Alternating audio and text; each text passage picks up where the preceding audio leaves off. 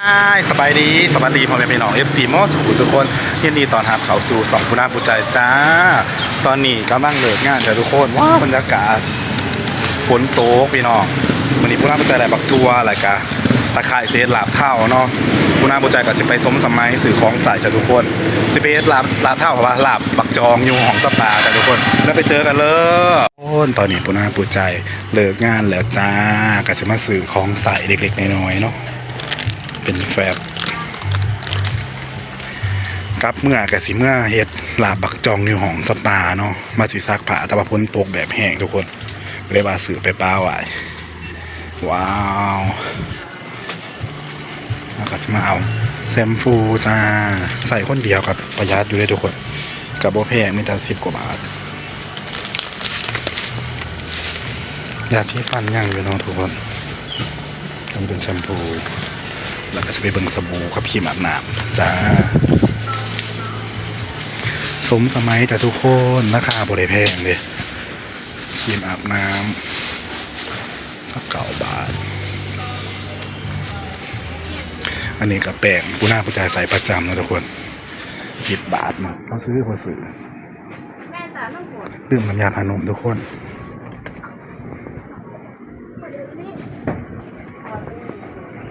น้ำยาปรับผ้านุ่มแค่10 บาทเองแต่ละมือแต่ละเลยเนาะพี่น้องเลิกงานมาแล้วกะมาซื้อของอยู่ของใส่กลับไปห้องบางเทื่อสิไปมื้อนี้สิไปห้องสปาสิไปเฮ็ดลาบบักจองจ้ะทุกคนสัก9 บาท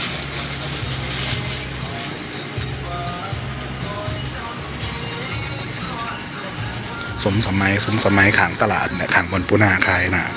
ย่างลงมาหน่อยหนึ่งมาทุกคนป่ะได้ไปเจอกันอยู่ของสปาเนาะทุกคนหลังจากผู้น่าผู้ใจเลิกงานนะครับไปซื้อของใส่อยู่ซุ้มสมัยเนาะมาเบิ่งกันเด้อบาหลายยังแน่แล้วมื้อนี้ผู้น่าผู้ใจสั่งของใน TikTok เนาะนะสิมารีวิวให้เบิ่งเราสิตุ่มโปกบ่เยอะเราหมดไปประมาณ100พอดีอยู่ซุ้มสมัยกันทุกคนผู้น่าผู้ใจอะไรเป็นน้ำยาตัดผ้านุ่มมันนี้แค่10 บาททุกคนก็ใส่เป็นแบบประมาณ13 บาททุกคนก็ใส่แห้งลงเลยมีครีมอาบน้ำจ้าอันนี้ผู้น่าใส่ประจำประมาณ30 กว่าบาทหรือว่า28 บาทนะจือเป็นครีมอาบน้ำเนาะหอมติดตัวสะอาดแล้วเป็นสบู่ล้างหน้าเลยทุกคนเยอะผู้น่าใส่เป็นสบู่สูงก็ได้สบู่นุ่มก็ได้นะทุกคนแล้วก็แชมพูจ้าแล้วต้องมากี่บาทนะทุกคนหรือน้ำมากก็ได้เลยสื่อมาสิซักผ้าคือสบู่ได้ซักดอกพี่น้องฝนตกแห้งเว้นต้องมีนะที่เป็นอย่างนี้ดูสิครับมาแกะกันเลยทุกคนกูน่าสั่งเป็นพัดลมสายแบตแล้วกันสายแบตทุกคนมันเป็นสีเขียวแกะกันเลยตรงบอโดนแบบซัดแบบนะคะทุกคนสวยอยู่เลยอันนี้ประมาณ70 บาททุกคนว้าวตรงปกเลยทุกคนก็สื่ออยู่เลยเนื้อมันแห้งอยู่เลยมันจะตาหอดรอยซ่าเวลาตรงปกเลยเนาะเนื้อเย็นอยู่เลยทุกคนเยอะสวยค่ะสั่งเป็นสีทะเลเนาะที่ก็เลยเป็นสีเขียวเลยเดี๋ยวก็น่าจะเอาไว้สระแดดก่อนตรงปกอยู่จ้าทุกคนเพราะสื่อใน70 กว่าบาท70 บาทนะ60 กว่าบาท70ก็จะฟรีให้เป็นสายแบบหอยแครงหรือว่าสายเดือนนอนขนแล้วก็มีสายสักเด้ตรงปกตรงใจจ้าปูน่าสั่งใน TikTok ปูน่าปูใจเนาะเยอะมื้อนี้ปูน่าก็สิไปบาสิเพชรดาบบักจองหรือว่าสัวบักจองนี่แหละอยู่ของหมู่ของสปาเนาะของตะยิงนี่แหละสิไปสู่เพิ่นกินปูน่าก็ไหลทัวร์ก็ตะขายไปเดี๋ยวสิโทรหาเพิ่นก่อนมาเพิ่นไปซื้อของน่ะบ่ที่สำคัญก็แม่นขอบใจน้องหญิงเด้อตัดทรงใหม่ให้โอ้คืออยู่บ่ทุกคนผู้เบิ่งอยู่เนาะเพิ่นเคยไปเรียนตัดมาเพิ่นก็ได้ว่าพี่ปูน่าได้ตัดให้มาสั่นเพิ่นก็ได้ตัดให้ขอบใจน้องหญิงหลายๆเด้อจ้านะพี่น้องฝากพ่อแม่พี่น้องเป็นกำลังใจให้ปูน่าเลยกดไลค์กดติดตามกดแชร์ทาง YouTube หรือว่า Facebook เนาะทุกคนเดี๋ยวเราสิไปเฮ็ดลาบบักจองสู่พี่น้องเบิ่งแล้วก็สู่กินเนาะทุกคนไปเบิ่งนำกันมันจะสิย่างไปเบิ่งอยู่ห้องหมู่เนาะจังสิไปเฮ็ด เดี๋ยวจะสิไทยผมเลยจ้าบ๊ายบายได้ไปเจอกันอยู่ของสปาแต่ละคนตุ้งโป๊กรู้จักรู้สิถ้ากับซอยพักซอยมีเดี๋ยวละจ้าโยเกียมของเกียมสิ่งไปเลยเนาะมันจะคือพักมาหนักตาพักแล้วจ้าทีนี่ทั่วบักเขืออะไรกับที่หอมบะหอมอะไรกับตะไคร้พริกสดนะจ้าแล้วก็จะนาจะเป็นน้ำแล้วก็หมักจองที่ห้องเตเลยว่าทุกคนอยู่เลยเพราะไม่อยากใส่เนื้อและที่สำคัญนะเมื่อวานมันก็คือปนปลาทูเนาะพี่น้องมันจะตามเป็นเนื้อปนมันกำลังทะเลที่เขาต้มใบทุกคนว้าวๆก่อนก็เลยตัดออกมาเพราะมันจะเป็นน้ำเนาะทุกคนคำนี้เราจะตำเนื้อกันเลยจ้าที่เป็นปลาทูเนาะทุกคนเพราะไม่อยากใส่เนื้อเลยจะตำเป็นปนมันเนาะทุกคนเห็นเป็นปนมันอะไรไม่กะมันสตอใส่ต้องตองไปเลยตรงนี้มาเสียบๆกันเลยทุกคนเด้อลองเอาไปเฮ็ดกินไหลเด้อสูตรพุนาปูจายบางคนก็ใส่เป็นปลานิ่มตามพุนาเป็นปลาทูทุกคนใส่เอาเนื้อมาตำแล้วก็ต้มน้ำไปเลยที่สำคัญกับอะไรก็คือพวกของปรุงมาทุกคนเอาเสียบๆกันจ้าเคี่ยวปลาตับจองมาทุกคนปลาทูใส่ให้ขณะเมื่อวานจะตำกังใส่น้ำ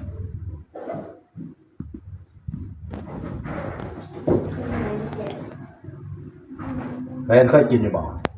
เคยเราบอกชมบาทน้อยเย็นแม่เย็นใจเป็นสูตรส่วนแล้วก็กินเยอะทุกคน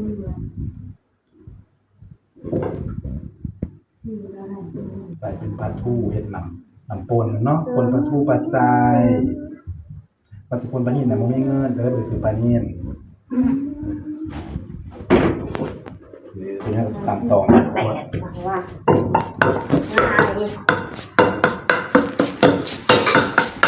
เป็นหนังยางมันนอกเรียกว่าเป็นหนังปนขนาดนี้เนาะเซ่เนี่ยต่อก็ใหญ่ขึ้นไม่กี่ภาษาก็เที่ยงใส่พริกซดน้ำและต้มเอาพวกนั้นใส่เป็นพริกป่น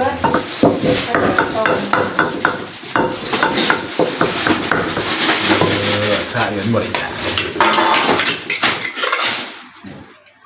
จังเย็บกางมันออกนี่เวลาเราตำมันจะเห็นเลยพี่น้องกางมันตัวนี้ก็จะตำใส่แล้วก็ตองใส่มันนุ่มเราไปทำกินได้นะคะสูตรปูนาปูใจจ้าส่วนบักจองลาบักจองจ้าน้ำลายจะเป็นจัดสีตัวครับเรื่องนี้เนาะที่เข้มๆเนี่ยมันจะด้านเบิร์ดเป็นยังไงอีกข้าวตองปลาแดกจะมีภาษาข้าวตองปลาแดกนี่มีตัวเยอะตัวเนี้ยผม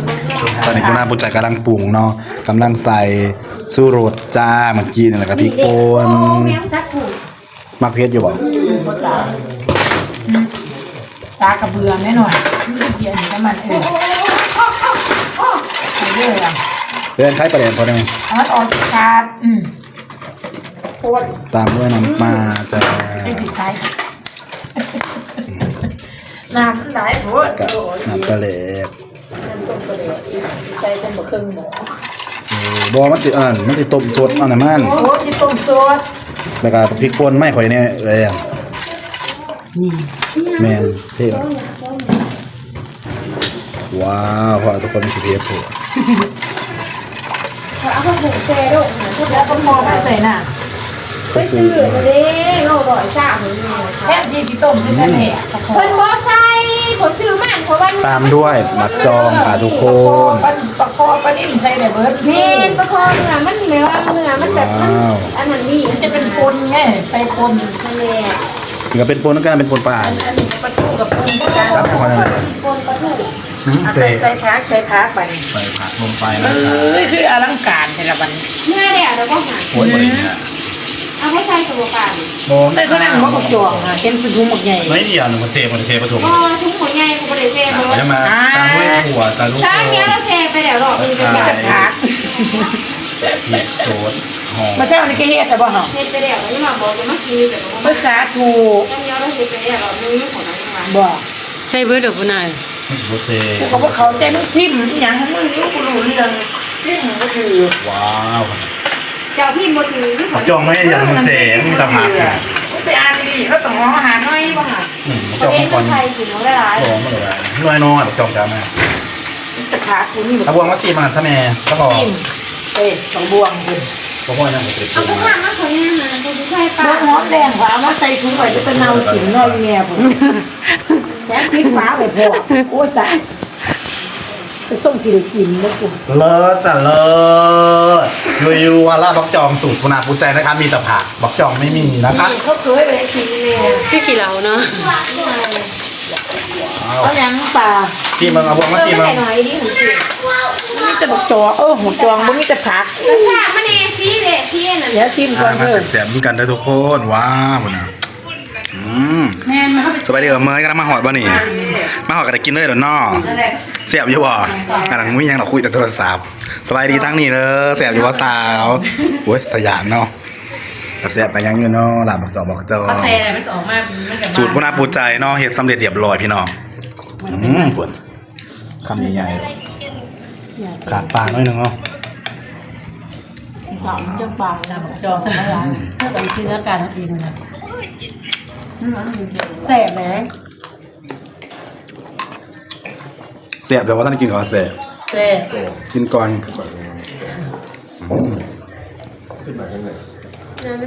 ใครนะ แกไม่ได้นั่งกับแต่เนาะ ก็มันสูง กินเร็ว สูงนะถ้าใส่เครื่องมือเยอะเป็นยังไงเป็นคนเดียว ตั้งไหนเสียง ตายคนที่ต่อไปกินเลยทุกคนว้าวทำง่ายแซ่บแห้ง จองเขาเรียกจอง การบอกพี่จะกินอ่ะ เขาเจอดีจักมา ทำง่าย